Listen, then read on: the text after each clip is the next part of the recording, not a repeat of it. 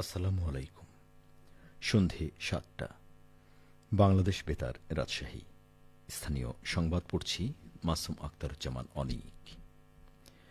বিএনপির সিনিয়র যুগ্ম মহাসচিব অ্যাডভোকেট রুহুল কবির রেজভী বলেছেন, বিশ্ববিদ্যালয় জ্ঞানচর্চার জায়গা, আর সেই পরিবেশ নিশ্চিত করে ছাত্র সংগঠনগুলো। ঐতিহাসিক ৭ই নভেম্বর জাতীয় বিপ্লব ও সংহতি দিবসের ৫০ বছর উপলক্ষে আজ রাজশাহী বিশ্ববিদ্যালয় ছাত্রদল আয়োজিত আলোচনা সভায় প্রধান অতিথির বক্তব্যে তিনি একথা বলেন। ছাত্র রাজনীতির গুরুত্ব তুলে ধরে তিনি বলেন, শিক্ষা এবং রাজনৈতিক চর্চা অব্যাহত রাখার প্রচেষ্টা যাদের মধ্যে থাকবে, সেই সংগঠনটি বিকাশ লাভ করবে। রেজভী বলেন, ফ্যাসিবাদ যেখানে অবস্থান করে সেখানে ন্যূনতম গণতন্ত্র থাকে না। একনায়কতন্ত্র শাসনের চাইতেও খারাপ শাসন ফ্যাসিবাদের শাসনকাল। বিপ্লব সংহতি দিবসের তাৎপর্য তুলে ধরে তিনি বলেন, ৭ই নভেম্বরের অবদান হচ্ছে বহুদলীয় গণতন্ত্র। আত্মপরিচয়ের সংকট নিরসন করেছিলেন জিয়াউর রহমান। জিয়াউর রহমান নিশ্চিত করেছিলেন বাংলাদেশ জাতীয়তাবাদ। রাজশাহী বিশ্ববিদ্যালয় ছাত্রদলের সভাপতি সুলতান আহমেদ রাহির সভাপতিত্বে ও সাধারণ সম্পাদক সর্দার জহিরুল ইসলামের সঞ্চালনায় অনুষ্ঠানে প্রধান বক্তা হিসেবে উপস্থিত ছিলেন কেন্দ্রীয় ছাত্রদলের সাধারণ সম্পাদক নাসির উদ্দিন নাসির। অনুষ্ঠানে ছাত্রদলের বিভিন্ন ইউনিটের নেতাকর্মীরা উপস্থিত ছিলেন। রাজশাহীতে ভেজাল বিরোধী ভ্রাম্যমাণ আদালত পরিচালনা করেছে Bangladesh standards and testing institution. আজ দুপুরে বিএসটিআই বিভাগীয় কার্যালয়ের উদ্যোগে মহানগরীতে এই ভ্রাম্যমাণ আদালত পরিচালিত হয়।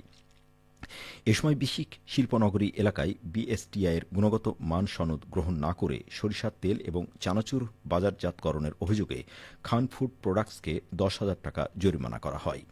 ভ্রাম্যমাণ আদালত পরিচালনা করেন রাজশাহী জেলা প্রশাসনের নির্বাহী ম্যাজিস্ট্রেট শাহরিয়ার ইসলাম নাসিফ। এ সময় প্রসিকিউটর হিসেবে দায়িত্ব পালন করেন বিএসটিআইয়ের বিভাগীয় কার্যালয়ের সার্টিফিকেশন মার্কস উইং এর কর্মকর্তা প্রকৌশলী জুনায়েদ আহমদ।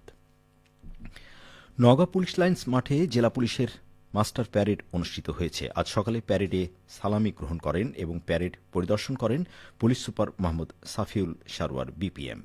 সালামি গ্রহণ শেষে পুলিশ সুপার উপস্থিত অফিসার ও ফোর্সদের উদ্দেশ্যে বক্তব্য প্রদান করেন। এ সময় তিনি অফিসার ও ফোর্সদের উত্তম পোশাক পরিধান করা, স্বাস্থ্য সচেতনতা নিশ্চিত করা, পরিষ্কার পরিচ্ছন্নতা থাকায় এবং জনসাধারণের সাথে উত্তম ব্যবহার সহ বিভিন্ন দিক নির্দেশনামূলক বক্তব্য প্রদান করেন। এছাড়াও পুলিশ সুপার মহোদয় সার্বিক আইনশৃঙ্খলা পরিস্থিতি নিয়ন্ত্রণে পেশাদারিত্ব ও সুনামের সহিত কর্তব্য পালন, ডিসিপ্লিন মানা, ডিউটিরত অবস্থায় মোবাইল ব্যবহার সংক্রান্ত নির্দেশনা মানা, মানসম্মত চেকপোস্ট করা এবং সকল থানায় সপ্তাহে একদিন হলেও প্যারেড নিশ্চিত করা সহ পুলিশি সেবা নিশ্চিত করার জন্য অফিসার ও ফোর্সদের উদ্দেশ্যে বিভিন্ন নির্দেশনা প্রদান করেন। প্যারেড পরিচালনা করেন অতিরিক্ত পুলিশ সুপার জয়ব্রত পাল।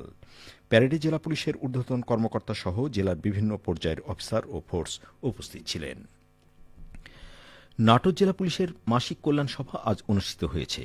পুলিশ লাইন্সের ড্রিল শেডে অনুষ্ঠিত সভায় সভাপতিত্ব করেন পুলিশ সুপার মোহাম্মদ তারিকুল ইসলাম। সভায় বিভিন্ন থানায় কর্মরত অফিসার ও ফোর্সবৃন্দ তাদের পেশাগত বিভিন্ন সমস্যা উপস্থাপন করেন। সভার সভাপতি এসব সমস্যার সমাধানে যথাযথ পদক্ষেপ গ্রহণের জন্য সংশ্লিষ্ট ব্যক্তিদের নির্দেশনা প্রদান করেন। তিনি সততার সাথে সঠিকভাবে দায়িত্ব পালনের জন্য নির্দেশনা প্রদান করেন। সভায় ইতিপূর্বে জেলা পুলিশে কর্মরত থেকে অবসরে যাওয়া পুলিশ সদস্যদের অবসরজনিত বিদায় সম্বর্ধনা প্রদান করা হয়। সভায় অন্যান্যের মধ্যে বক্তব্য রাখেন অতিরিক্ত পুলিশ সুপার মোহাম্মদ ইফতেখায়ের আলম, নাটোর সার্কেলের অতিরিক্ত পুলিশ সুপার মাহমুদা শারমিন নেলি এবং বড়াইগ্রাম সার্কেলের অতিরিক্ত পুলিশ সুপার শোভনচন্দ্র হোর। চলনবিল অধ্যুষিত সিরাজগঞ্জের তাড়াশ উপজেলায় আমন ধান কর্তনে ব্যস্ত সময় কাটাচ্ছেন কৃষকেরা। ফলন ভালো হওয়ার খুশি তারা। সিরাজগঞ্জে তাড়াশ উপজেলা কৃষি অফিস সূত্রে জানা যায়, চলতি মৌসুমে উপজেলায় ১৩,৮৪০ হেক্টর জমিতে আমন ধানের আবাদ করেছেন কৃষকেরা। ধান পাকায় ইতিমধ্যেই শুরু হয়েছে কর্তন ও মাড়াই। ইতিমধ্যেই উপজেলাটির ১৬০০ হেক্টর জমির ধান কর্তন সম্পন্ন হয়েছে। আবহাওয়া অনুকূলে থাকায় ও হাইব্রিড উচ্চ ফলনশীল জাতের ধান আবাদ করায় এবার ফলন মিলেছে ভালো, ফলে খুশি কৃষকেরা। তাড়াশ উপজেলা কৃষি কর্মকর্তা কৃষিবিদ শর্মিষ্ঠা সেনগুপ্তা বলেন, চলতি মৌসুমে আমনের ভালো ফলন হয়েছে। এই সময়ে অধিকাংশ জমির ধান কর্তন সম্পূর্ণ হয়ে যায়। এবার অতিবৃষ্টির কারণে জলাবদ্ধতার সৃষ্টি হওয়ায় ধান কাটতে কিছুটা বিলম্ব হয়েছে। সবশেষে আবহাওয়া। আজ রাজশাহীতে সর্বোচ্চ তাপমাত্রা ছিল ২৯.৪ ডিগ্রি এবং সর্বনিম্ন ১৪.৬ ডিগ্রি সেলসিয়াস। সন্ধ্যে ৬টায় বাতাসে আপেক্ষিক আর্দ্রতার পরিমাণ ছিল ৮০%। রাজশাহী পার্শ্ববর্তী এলাকায় আগামীকাল সূর্যোদয় ভোর ৬টা ১৯ মিনিটে। সংবাদ শেষ হল। আমাদের পরবর্তী স্থানীয় সংবাদ প্রচারিত হবে আগামীকাল সকাল ৮টা ১০ মিনিটে।